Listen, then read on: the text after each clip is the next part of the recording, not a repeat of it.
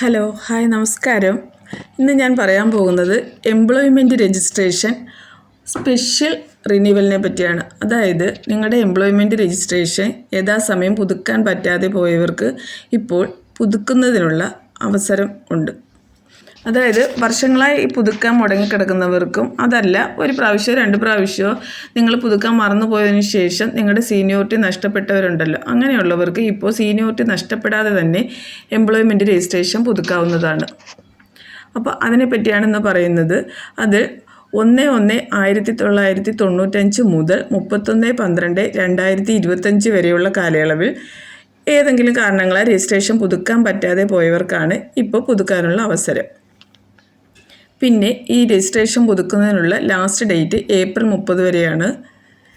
പിന്നെ ആർക്കൊക്കെ ഇത് പുതുക്കാമെന്നുള്ളത്, അതായത് സർക്കാർ പൊതുമേഖലാ സ്ഥാപനങ്ങൾ ജോലി കഴിഞ്ഞ് ബിരുദ സർട്ടിഫിക്കറ്റ് യഥാസമയം ചേർക്കാൻ കഴിയാത്തവർ, പിന്നെ അതിനുശേഷം മെഡിക്കൽ ഗ്രൗണ്ടിലോ ഉപരിപഠനത്തിനോ ആയി ജോലിയിൽ നിന്ന് വിടുതൽ ചെയ്തവർ, അതുമല്ലെങ്കിൽ അടുത്തത് ജോലിക്ക് നിയമനം ലഭിച്ചിട്ട് ഹാജരാക്കാത്തവർ, NJD സർട്ടിഫിക്കറ്റ് ഹാജരാക്കാത്തവർ, അതാണ് ഉദ്ദേശിക്കുന്നതിൽ.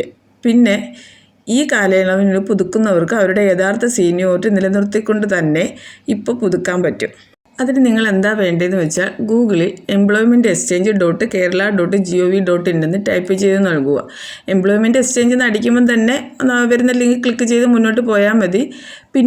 പിന്നീട് വരുന്ന വിൻഡോയിൽ employment@kerala എന്നുള്ളിടത്ത് ക്ലിക്ക് ചെയ്യുക.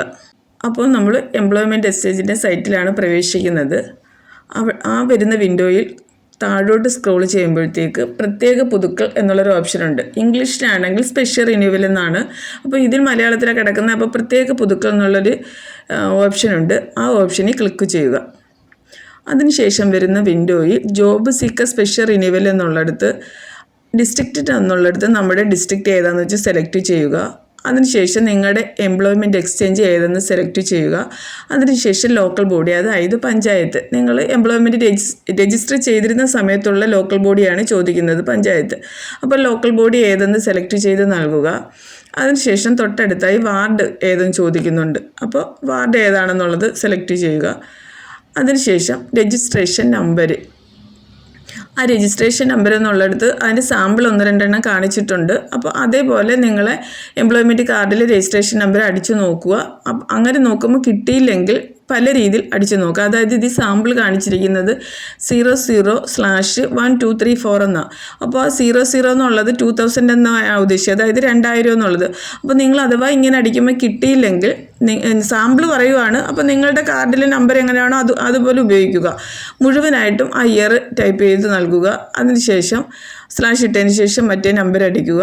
പിന്നെ കുറച്ച് പഴകിയ എംപ്ലോയ്മെൻറ്റ് കാർഡുള്ളവർക്കാണെങ്കിൽ ഏതെങ്കിലും ഒരു ആൽഫബറ്റ് കാണും. അതും അന്നേരം പല രീതിയിൽ, അതായത് വെറും 12/W1223 അടിച്ച് കിട്ടിയില്ലെങ്കിൽ നിങ്ങൾ 2012 മൊത്തത്തിൽ അടിക്കുക. അങ്ങനെ പല രീതിയിൽ നോക്കുക. പിന്നെ അങ്ങനെയും കിട്ടിയില്ലെങ്കിൽ പലർക്കും എംപ്ലോയ്മെൻറ്റ്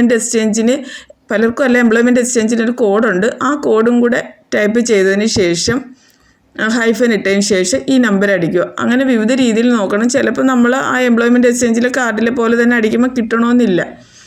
അതിനുശേഷം നിങ്ങളുടെ ജെൻഡർ, പിന്നെ ആ എംപ്ലോയ്മെൻറ്റ് രജിസ്റ്റർ ചെയ്തിരുന്ന സമയത്ത് കൊടുത്തിരുന്ന ഡേറ്റ് ഓഫ് ബർത്ത് തന്നെ ടൈപ്പ് ചെയ്ത് നൽകുക. ചിലർക്ക് ഡേറ്റ് ഓഫ് ബർത്തിൽ ചെറിയ വ്യത്യാസമൊക്കെ ഉണ്ടാവും, അങ്ങനെ കിട്ടത്തില്ല. നമ്മളവിടെ രജിസ്റ്റർ ചെയ്തപ്പോൾ കൊടുത്തിരുന്ന ഡേറ്റ് ഓഫ് ബർത്ത് തന്നെ അടിക്കുക. തൊട്ടടുത്തായി നിങ്ങളുടെ മൊബൈൽ നമ്പർ ടൈപ്പ് ചെയ്ത് നൽകുക. പിന്നീട് ക്യാപ്ചയും ടൈപ്പ് ചെയ്ത് നൽകിയതിന് ശേഷം തൊട്ട് താഴെ കാണുന്ന ഗെറ്റ് ഡീറ്റെയിൽസ് എന്നുള്ള ഓപ്ഷനിൽ ക്ലിക്ക് ചെയ്യുക. അപ്പോൾ താഴെ കാണുന്നത് പോലെ എംപ്ലോയ്മെൻറ്റ് നിങ്ങൾ രജിസ്റ്റർ ചെയ്തിട്ടുള്ള നിങ്ങളുടെ പേര്, നിങ്ങളുടെ രജിസ്ട്രേഷൻ നമ്പർ, പിന്നെ അഡ്രസ്സ് എന്നിവയെല്ലാം താഴെ കാണിക്കുന്നതായിരിക്കും. അതിനുശേഷം തൊട്ട് താഴെ കാണുന്ന സ്പെഷ്യൽ റിന്യൂവൽ എന്നുള്ള ഓപ്ഷനിൽ ക്ലിക്ക് ചെയ്യുക. ക്ലിക്ക് ചെയ്ത് കഴിയുമ്പോൾ നമ്മൾ സക്സസ്ഫുള്ളി കൺഫേംഡ് എന്ന് പറഞ്ഞ് കാണിക്കുന്ന ഒരു വിൻഡോയിലാണ് പ്രവേശിക്കുന്നത്. അവിടെ നമ്മുടെ പ്രിൻ്റ് എടുക്കാനുള്ള 2 ഓപ്ഷനുണ്ട്. ആ 2 പ്രിൻ്റ് ഓപ്ഷനിൽ ക്ലിക്ക് ചെയ്ത് പ്രിൻ്റ് എടുക്കുക. പിന്നെ നമ്മൾ കൊടുത്തതെല്ലാം നമ്മുടെ പ്രിൻറ്റിൽ വന്ന ഡീറ്റെയിൽസ് എല്ലാം ശരിയാണെങ്കിൽ ഓക്കെ, കുഴപ്പമില്ല, നമ്മുടെ എംപ്ലോയ്മെൻറ്റ് രജിസ്ട്രേഷൻ സീനിയോറിറ്റി നഷ്ടപ്പെടാതെ നമ്മൾ പുതുക്കി കഴിഞ്ഞു.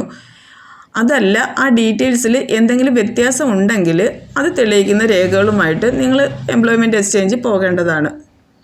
പിന്നീട് വേറൊരു കാര്യം, നിങ്ങൾക്ക് ആ ലഭിച്ച പ്രിൻറ്റിൽ നിങ്ങൾ അടുത്തതായി പുതുക്കേണ്ടത് എപ്പോഴാണെന്നുള്ളത് അതിൽ കാണിച്ചിരിക്കും.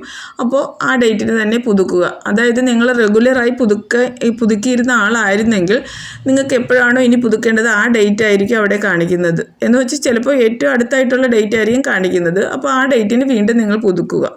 അപ്പോൾ ഇത്രയാണ് എംപ്ലോയ്മെൻറ്റ് എക്സ്ചേഞ്ച് സീനിയോറിറ്റി നഷ്ടപ്പെടാതെ നിങ്ങളുടെ രജിസ്ട്രേഷൻ പുതുക്കുന്നതിനുള്ള നടപടികൾ. അപ്പോൾ ലാസ്റ്റ് ഡേറ്റ് ഏപ്രിൽ 30 അതിനകം തന്നെ അന്ന് വരെ ആ ഡേറ്റിനോ അതിന് മുമ്പിട്ടായിട്ടോ നിങ്ങൾ രജിസ്ട്രേഷൻ പുതുക്കുക. അപ്പോൾ എല്ലാവരും ഈ അവസരം ഉപയോഗപ്പെടുത്തുക. Thank you friends.